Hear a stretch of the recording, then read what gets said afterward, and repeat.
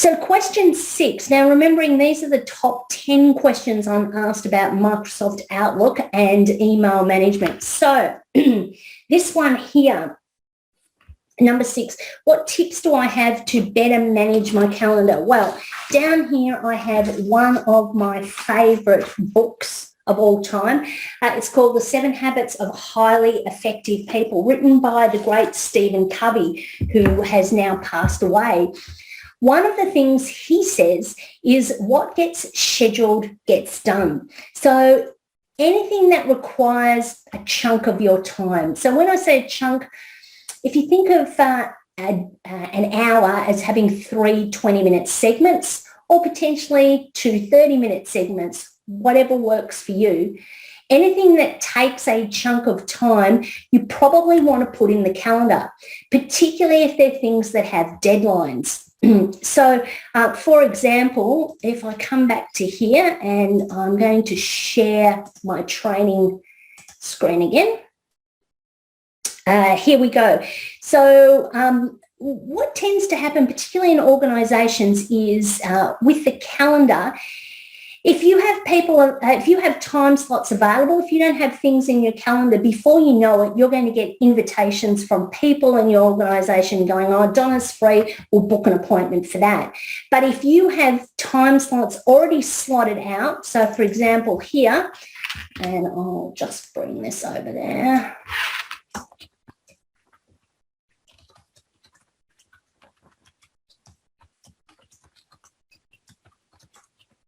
So I have 10 to 11 and an hour, and my options here, I just make sure it shows as busy and it has 15 minutes. Now, if this was something that I do every month, which I do, I could choose reoccurrence and I could choose monthly.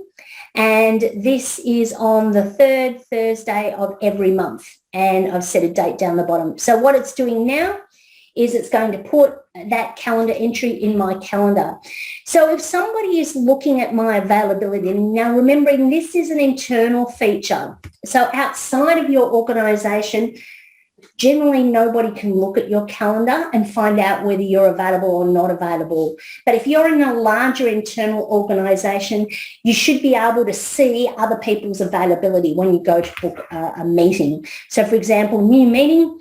And from here, if I was to go to schedule a meeting, if I was to go to, helps when you select the right thing. If I put in training and I put in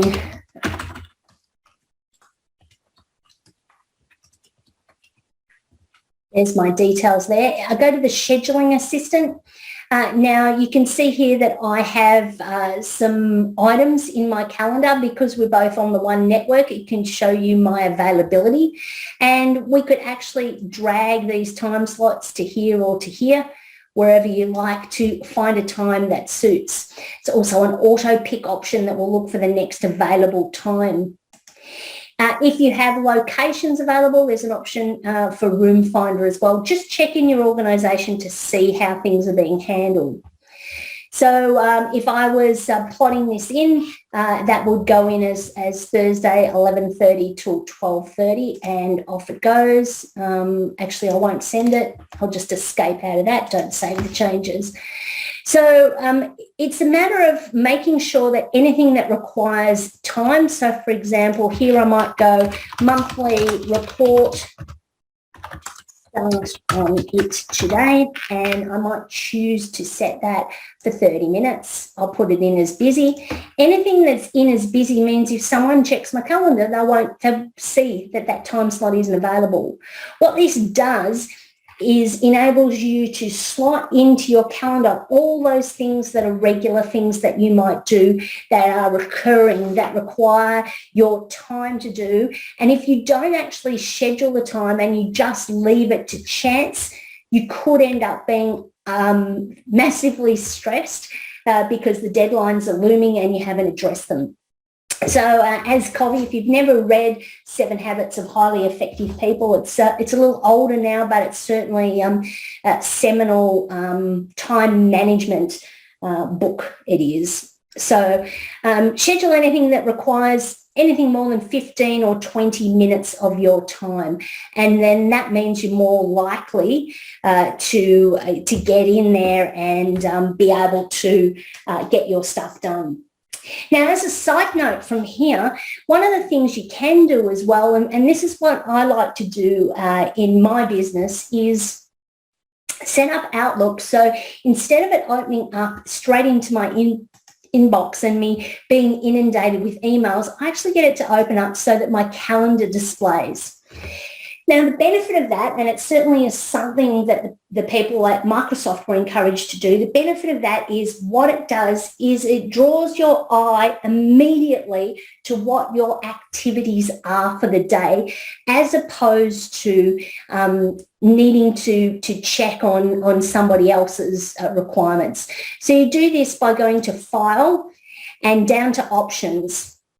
And from the Options tab, if we go to Advanced, and from here, Start Outlook in this folder, we choose Browse. And if I come down to Calendar and click OK, and OK again.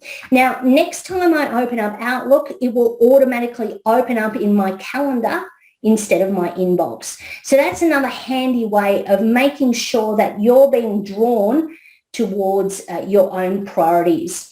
So there's some tips to help you better manage your calendar. Set aside some time to make sure that somebody else isn't taking advantage of your time or you're not getting drawn into other people's priorities.